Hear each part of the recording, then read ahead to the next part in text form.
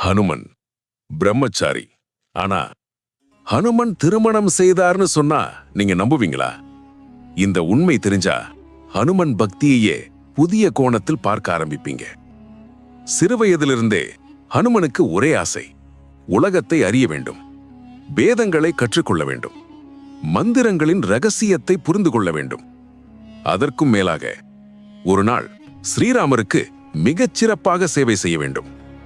உண்மையான குரு யார் என்று யோசித்த ஹனுமன் பிரபஞ்சத்துக்கே ஒளி தரும் சூரிய பகவானை தேர்ந்தெடுத்தார்.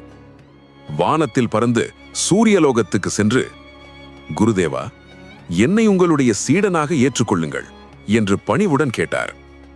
சூரிய பகவான் சிரித்தார். நான் ஒருபோதும் நிற்பதில்லை. நிறுத்தினால் உலகமே இருளாகிவிடும். அப்படி இருக்க நடந்து கொண்டே எப்படி கற்பிப்பது என்றார். ஹனுமன் தயங்கவில்லை. குருதேவா,